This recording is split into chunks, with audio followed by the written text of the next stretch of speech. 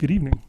My name is Patrick Benson. I'm the Director of Continuing Education and Outreach here at VanderCook College of Music. And I'd like to introduce you to our Professor of Flute, Mary-Christine Stingley, who will be presenting a masterclass this evening called Vibrato, How, When, and Why. If you have any questions, please throw them in the chat, and our staff here at VanderCook will help communicate those to Professor Stingley. Please enjoy the masterclass. Good evening and welcome to the wonderful world of VanderCook College of Music. I'm really happy to see you guys here tonight. And in thinking about this presentation, you know, we're always concerned as flutists how, when, and why to use vibrato. And actually, it might be best if I start out tonight backwards and start talking about why to use vibrato. Most instruments naturally vibrate by themselves, and as a flutist, it's something that I like to physiologically encourage it to come about naturally, but sometimes we've played too long without it, and we need to add it in, we want to add it in. So here comes the why. Why vibrato? For me, vibrato adds that special color, and it's a little bit like my treble clef here that's just got that radiance, that sparkle, and it's completely individual with you as a person. So it's how you internalize the music yourself, but adding vibrato in appropriate places really is much like adding salt or seasoning to your food. You know, too much can really spoil the best ingredients, where not enough can really leave it kind of flavorless and uninteresting. So to me, tone and food are directly equated, because I think everybody has an idea of something that just, oh, that would taste so delicious if I could have something like that right now. And I like to present that kind of deliciousness in the ear through your flute playing. So that's the why of it. It really adds that sparkle, that beauty, that color, that warmth, but its appropriateness now is tied into the when. And the use of vibrato is added in more where there's not the presence of technique, of fast-moving notes and complex rhythms and complex articulations. And sometimes in the midst of that, there's only a moment where you can make it sparkle or shine. But really, when people are talking about somebody being musical, they don't always get very specific with how is it musical? Like, why was that person's audition so much better than mine? And it's those little things of finesse. For example, something as simple as a scale. Often people don't think of that color in the tone as they're performing a scale, and especially when you're done. The last note of the scale is the most important. For me, I think of that last note as maybe the last bite of a really delicious meal that I've eaten. And if I taste that flavor, and even though I'm too full, of course I'm going to finish that last bite. Oh, it's so delicious, you know, to taste in my stomach.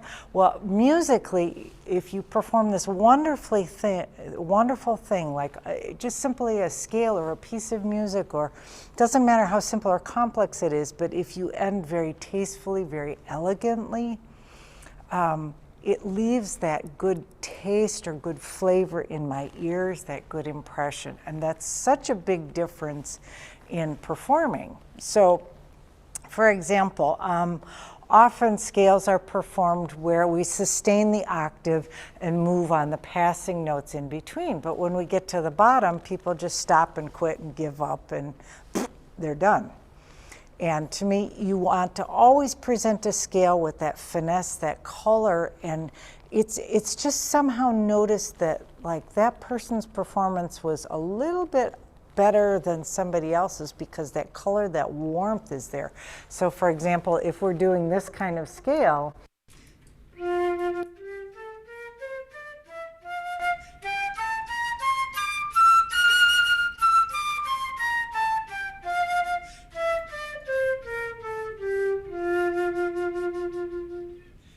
end very elegantly and tastefully. And along the way, as we pass through those octaves, we color those octaves as well. If we choose to do that type of rhythm, but at a faster pace, you still want to end elegantly with that.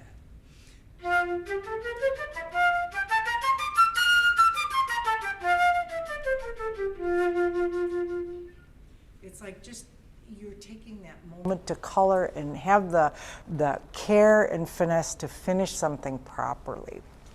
So typically for a flutist, vibrato is used on our more melodic, slower kind of things like that. One of the pieces that I thought I would play for you tonight, just a short excerpt, is from Richard Wagner's Lohengrin. Because in the middle of this big, beautiful, dramatic opera, there's a small flute solo in there that's very, very famous. And part of the reason why it's famous, not just because it's beautiful, but the instrumentation surrounding it is typically band instruments, woodwind and brass instruments, and a little bit of percussion.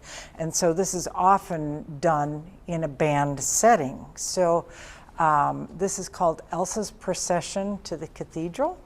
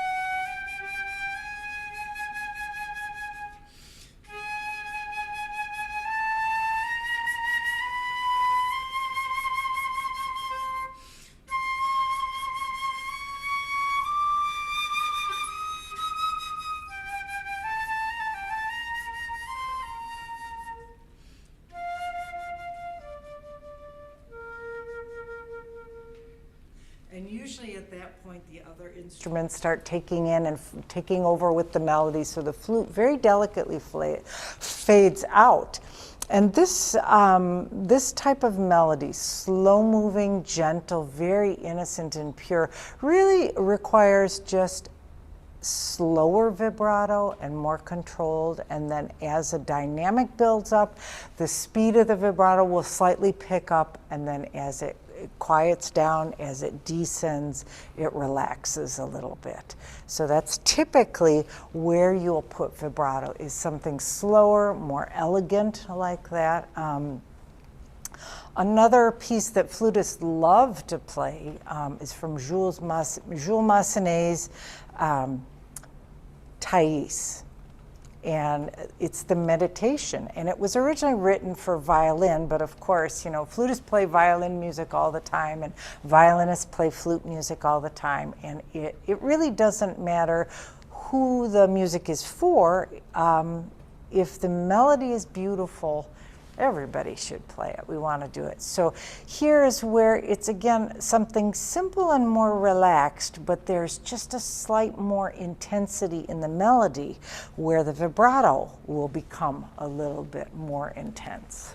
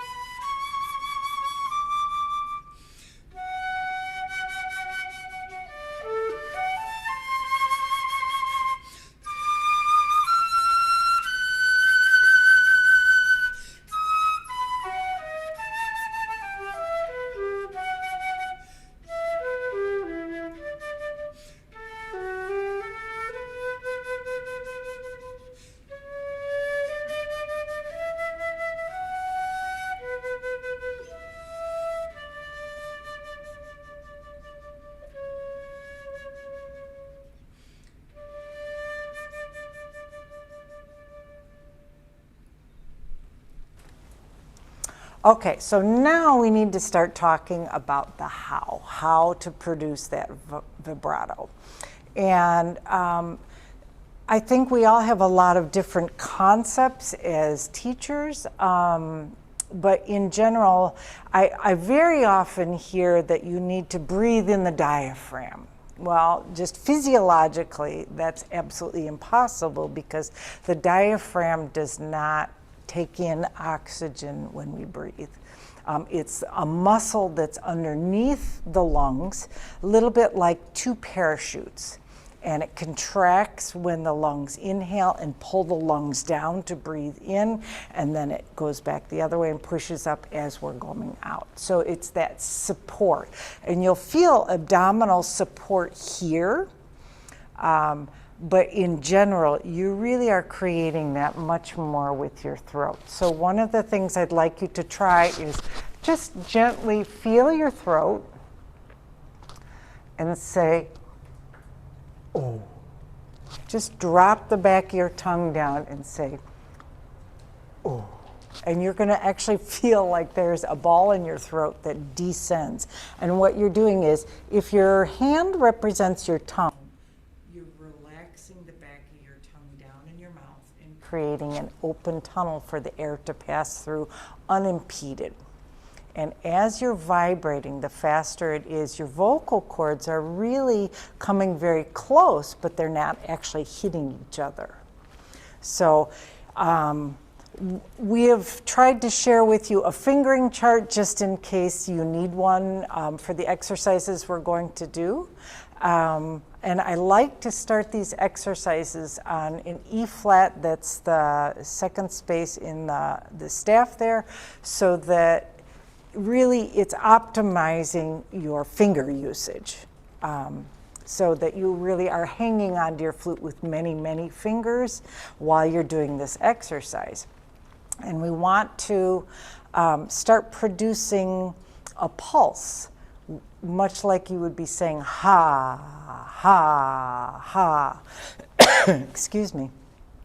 So the difference between actually saying ha and producing vibrato on flute is when you say ha, your vocal cords actually come together to make that sound.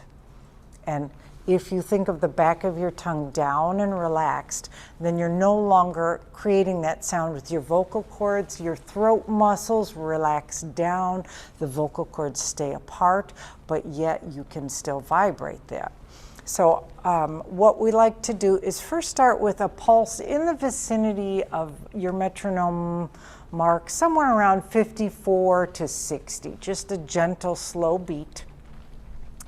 Every time you need a breath, re-enter with the front of your tongue to ta, re-articulate, because as a flutist, unless you're doing really contemporary music, which is more about the textures of sound, typically we start a tone with the front of your tongue with a ta kind of, or a tu attack. So every time you breathe, you want to make sure you're coming in there. And we're just going to pulse ones. And as you pulse ones on this middle E flat, it's going to feel really extreme. And it should, because what we're doing in order to teach you to like gain control of your vibrato and to learn how to speed it up and slow it down, we have to start on one side of the spectrum way too slow, and we'll progress through until we go way too fast. So first of all, we're just pulsing ones on E flat.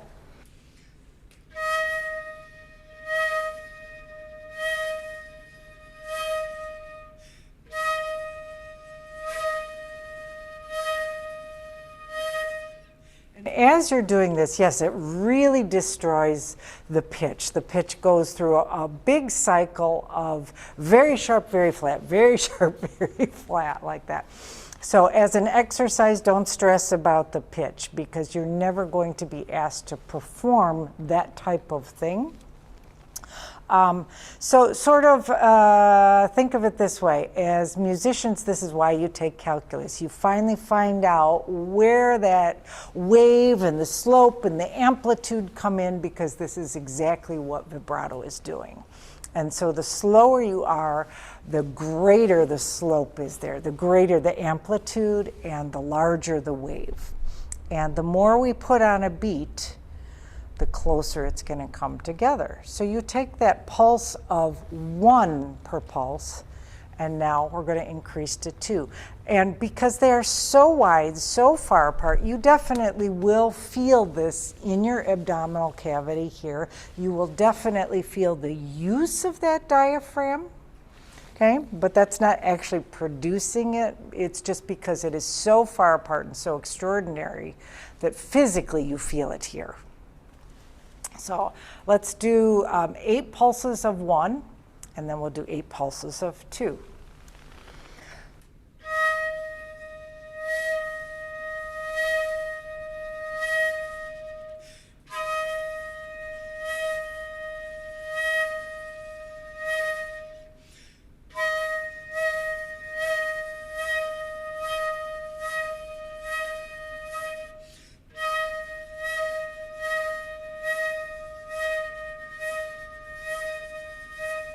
So your slope is still fairly wide at 2s. Now progress to 3s. And here now that amplitude begins to come down a little bit, and the width of your wave starts to get a little bit more narrow, but still at triplets, you're still feeling this push here because they are so far apart.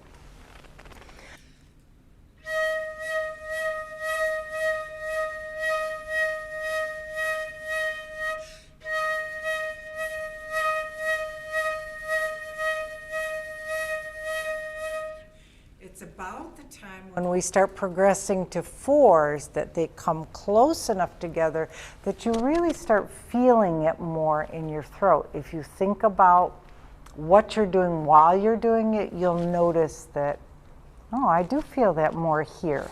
And down here, you're going to just feel that diaphragm pressure under your lungs, that very consistent support, but you'll feel the production happen in your throat. So tell you what, let's try like this. Let's start from 1s and go through 4s, and we'll do 8 pulses, 8 beats on each number 1, 2, 3, and 4, E flat.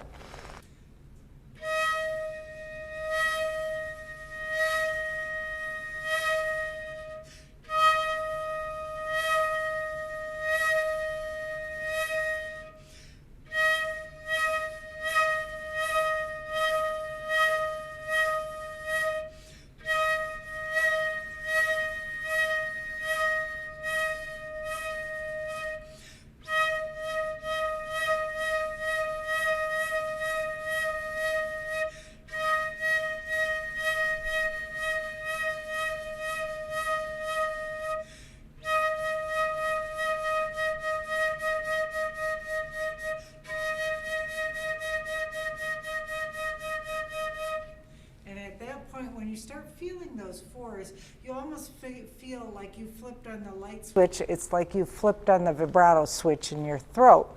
And your goal is to try and get some consistency. So when you're doing this, you will definitely find that sometimes you crack because we've blown too hard, and sometimes you feel like, wow, that was very flat. I didn't push enough. And it's a little bit of a learning curve to try not to crack, not to go, to get that consistency in your wave, which we'll talk about in a second. Right now, we just want to learn how to produce this. Typically in music, when we do 5s, we do them rhythmically even, but when it comes to vibrato, it's really best to think of it as 2 plus 3, because your 4s were a combination of 2 plus 2, and your 6s will be 3 plus 3. So if we play duple triplet, where it's a little slower, a little faster, a little slower, a little faster, literally in the speed of one beat, you've learned how to speed it up but slow it down, speed it up but slow it down, because sometimes the music warrants you to taper things out or speed them up more quickly. So you're just teaching your throat how to manipulate that. So see if you can hear my fives as I'm doing this.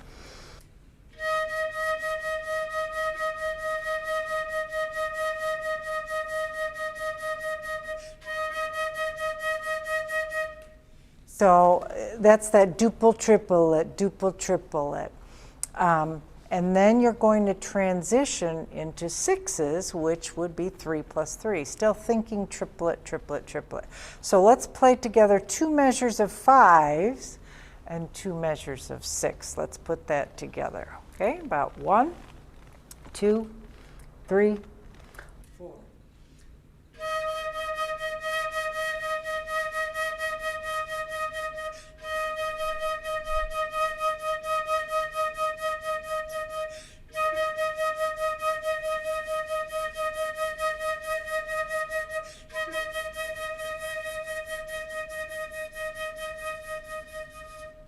Okay. While you're doing this, you will have noticed that your amplitude has come way down and that wave has gotten smaller and smaller and smaller, much closer together. And it's, again, just learning how to speed it up and slow it down. When you're performing, you're really never going to assign a number to your vibrato, okay? But faster music, you know, the technique, when the technique is spinning and faster and moving and the rhythm is faster, articulation is faster, when you have that moment to sustain a note, the speed of the vibrato will always be relative to the speed of your technique. Okay, if your technique is slower, you're going to have much more gentle kind of vibrato. Okay, now comes the sevens, and the sevens feel a little bit difficult because we're really trying to squeeze a lot in on that one beat. And so coming from fours that are 2 plus 2, and fives that are 2 plus 3, and 6 that are 3 plus 3. Now when we move on to sevens, it's again learning how to speed it up, slow it down, speed it up, slow it down in a faster way, which is 3 plus 4. Okay, so like this.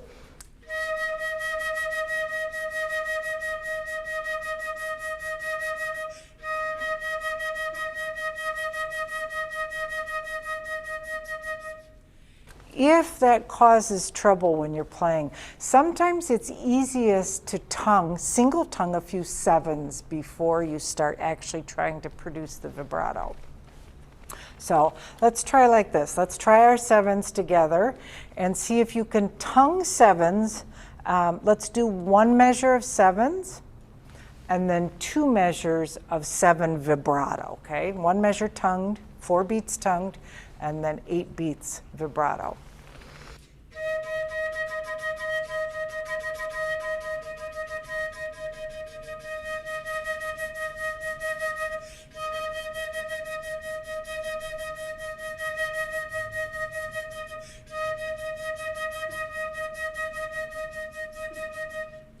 So we get that moving a little bit.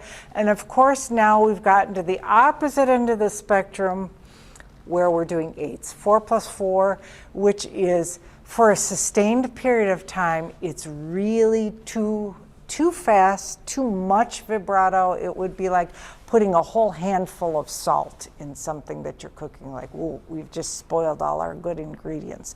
But as an exercise, it's really great to propel your muscles in your throat to work a little more agilely, a little quicker.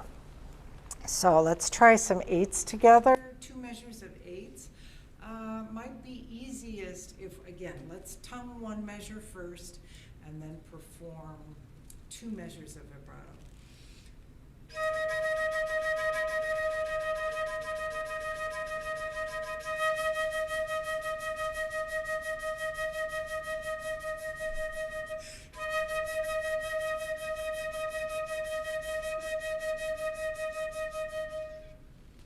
I've actually never seen myself on this large of a screen do this, And so it was interesting for me to watch myself after all these years of playing to see that the motion that's happening in my throat is the exact same motion with my tongue as it is when I'm vibrating, because your tongue is hooked into your throat. So it is those same muscles that are working, even though when you're tonguing, it's the tip of your tongue, it still moves down here.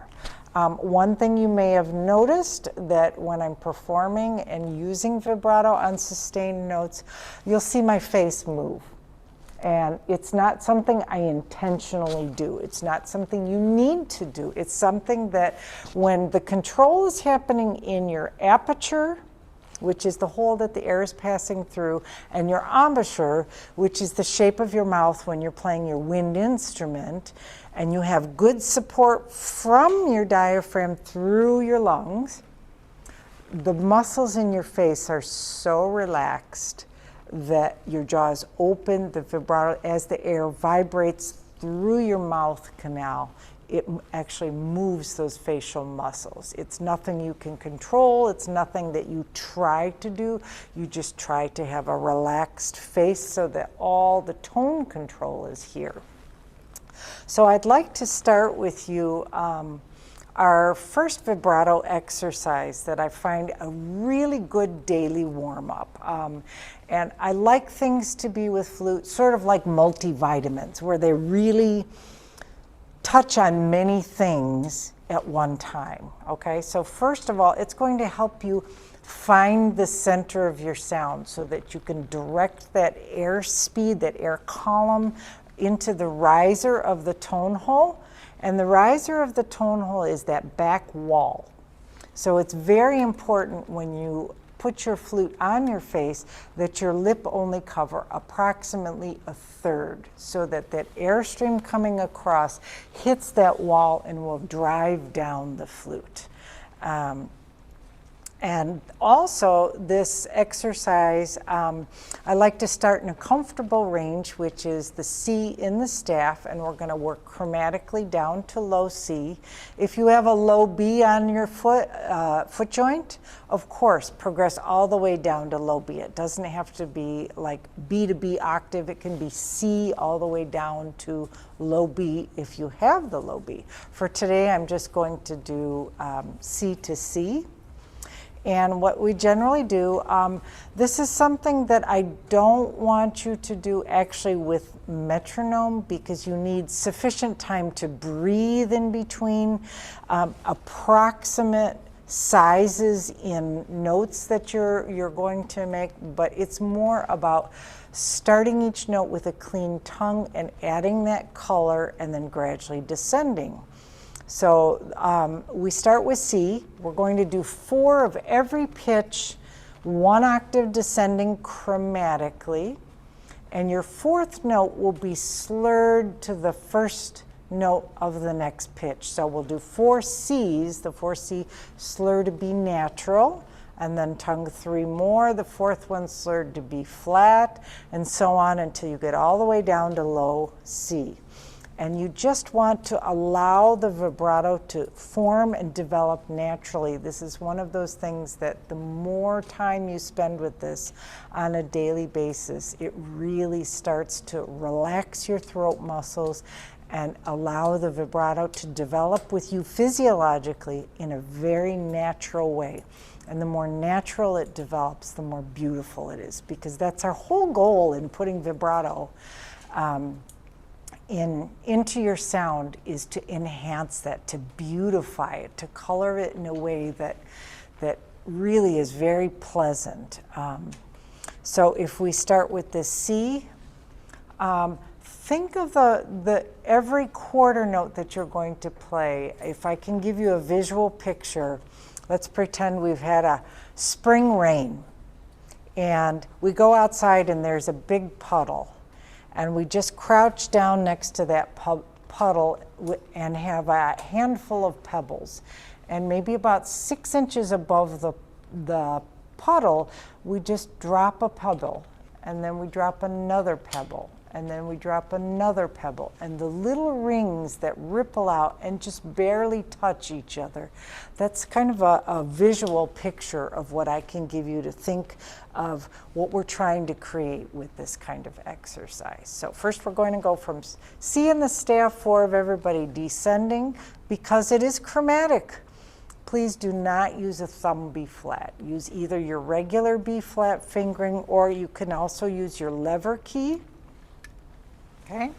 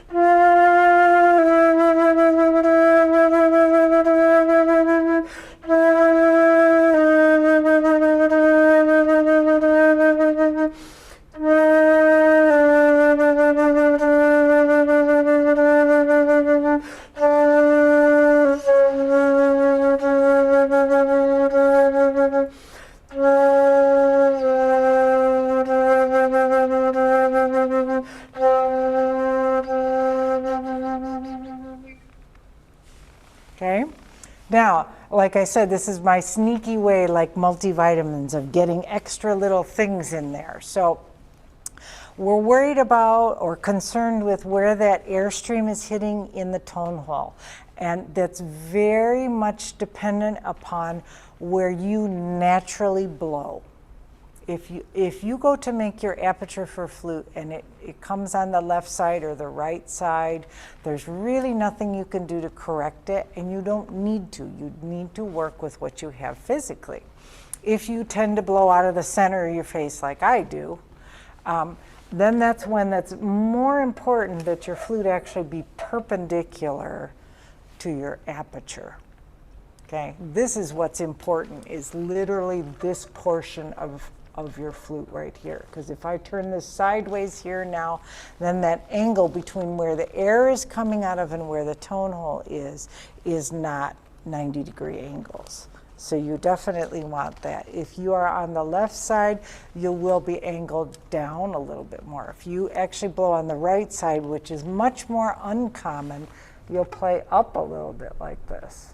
Okay, so when you see other flutists, you know, you have to take into consideration. Very often, students will ask me, I saw so-and-so at the orchestra and their armature was off to the side. Why do they do that when they go to play? It goes off to the side like that.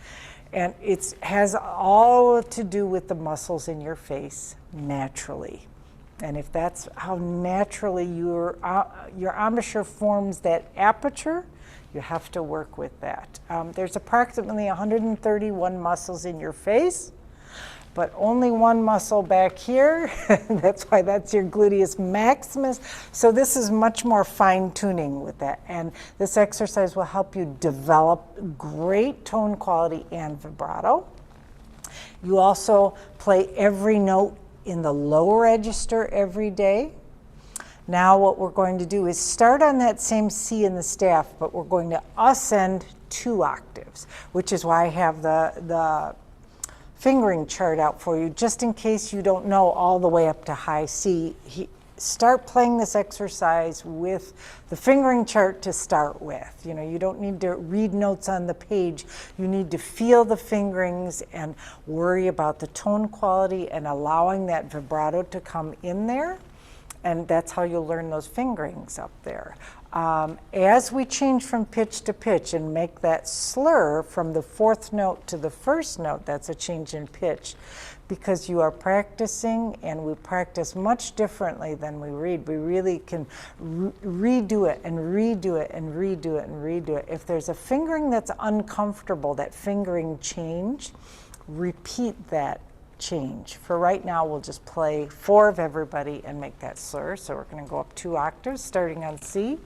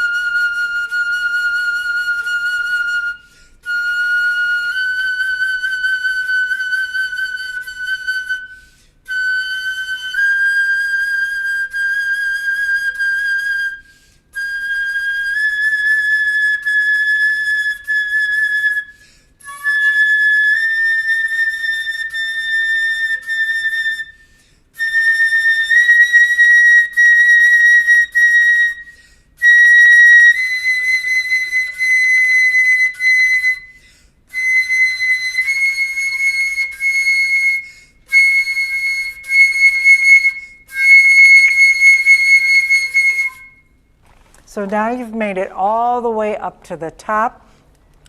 It very definitely works on your endurance, to your breathing endurance, and just your tone production, sustaining like that, keeping that tone in tune through the vibrato.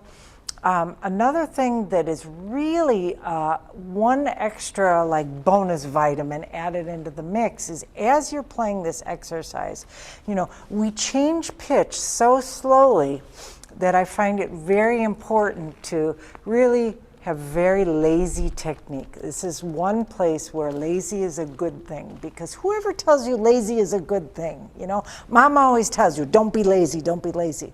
But when it comes to your technique, what I specifically mean about being lazy is waste no effort in lifting the fingers in the mechanics of it and slapping the keys, and just everything close and quiet and gentle. And if you're watching yourself in a mirror, you're really going to start developing good habits, because you want to think always of your fingers sort of like Pac-Man, just being very close and in this rounded type of thing. So you can correct a lot of just hand technical problems by watching yourself perform this exercise, listening, watching, just having it in your head. The next thing I'd like to start with you are some ascending scales, because you know everybody always feels like we should practice scales but we don't enjoy them. But if the point is to go up and use it as a tone exercise where you develop your vibrato, it's really very helpful, because then literally you play in every key signature every day, and every range of your instrument. I would have to say, the most famous exercise is from a book called De la Sonorité by Marcel Moïse. And it's kind of a long tone study. And as professional flutists, we're almost all taught this exercise, but if I would have to put my finger on it, nearly every student goes through the same thing. When I was a kid, there was a very funny Tootsie Pop commercial. And this little boy says, "Oh, Mr. Wise Owl, how many licks does it take to get to the center of the Tootsie Pop?" And the wise owl grabs the Tootsie Pop, goes 1, 2, 3, crunch, 3, and he hands the empty stick back to the boy. And that's about what happens with this tone exercise. Is it's long tone, it's so dull, it's so boring, you practice it for about 3 days and never again. And at least these ascending scales, they move just a little bit, there's a little bit more interest and a whole lot more benefit. So what we are doing is starting in F major. Scales that can use thumb B flat do use thumb B flat. So for example, a good thought is if you have between 1 and 5 flats, use thumb B flat. So if you're thinking thumb B flat 5, thumb 5. So for example, F major has 1 flat, great scale to use thumb B flat. So 2 of everybody, tongue, tongue, slur, until you get to the octave and sustain the octave again with vibrato. So gentle vibrato as we're ascending, and then sustain that final tone and color it quite a bit and learn to taper that vibrato out.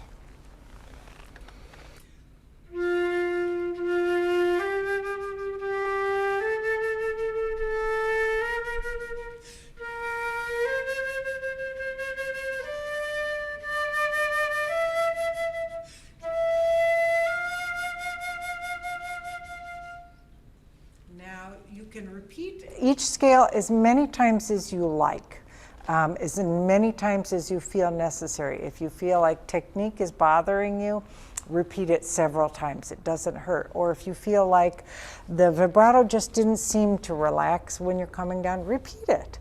We're going to progress now onto G flat. G flat has 6 flats. So if you come up with thumb and 6 fingers, I don't know how you're playing flute. So remember, no thumb B flat here.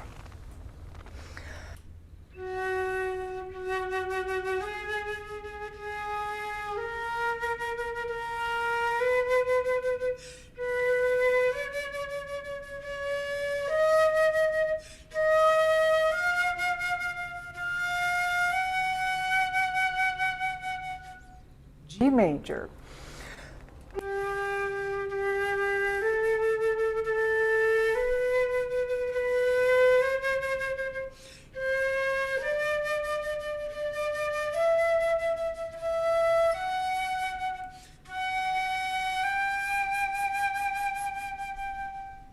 A flat major.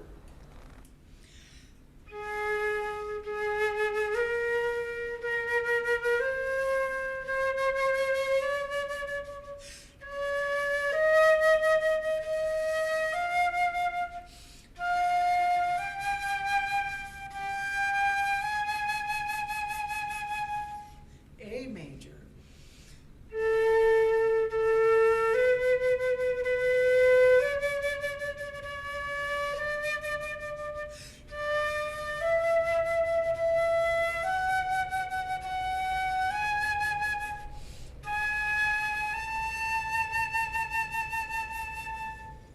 B flat major.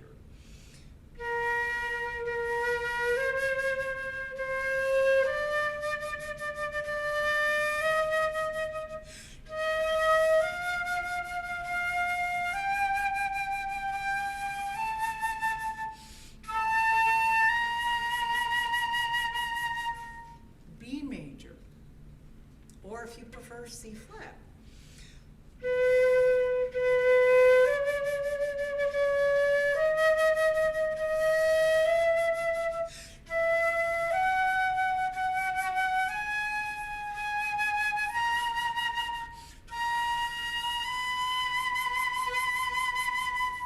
C major.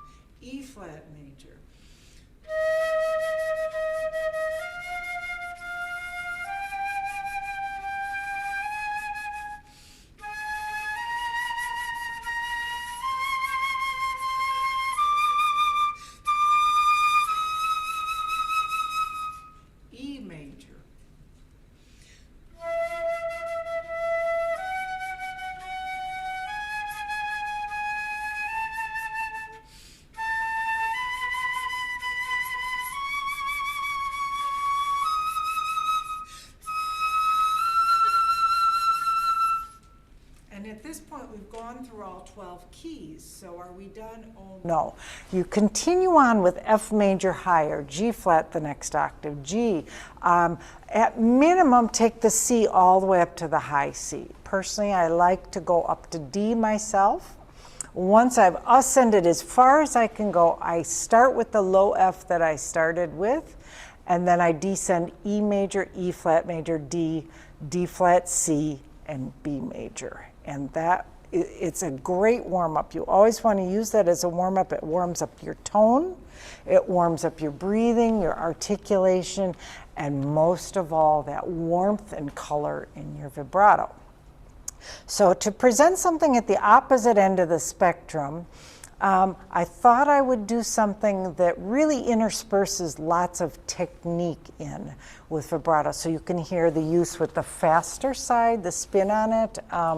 For the sake of this master class, I've cut some of the technique out, so we can really focus in on the sections that have more technique. But this is a really fun piece of music by Morlacchi called The Swiss Shepherd. And it's just peppy and happy and fun to play.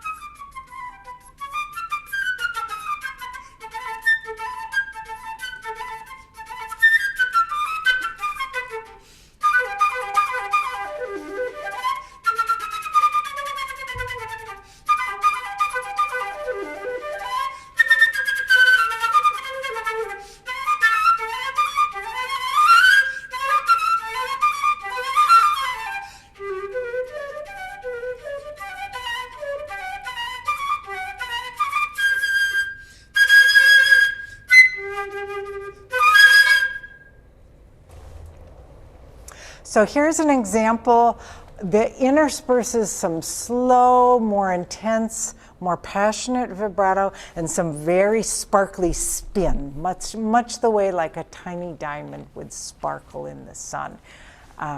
And you can really intersperse it very freely, and if you work the exercises in different ranges, I started on E flat today for time's sake, and also comfort level, because to play a long exercise like that, to start, it's best to start with lots of fingers on your flute rather than to do it on D flat, because your pinky gets very tired that way. And this all three of these exercises will bring you really great success in a very short amount of time, where you develop that natural color and that natural ability to spin your vibrato faster and gently slow it down and ease out of your tone without dropping your pitch. So if you have any questions for me, I would be very happy to answer them for you.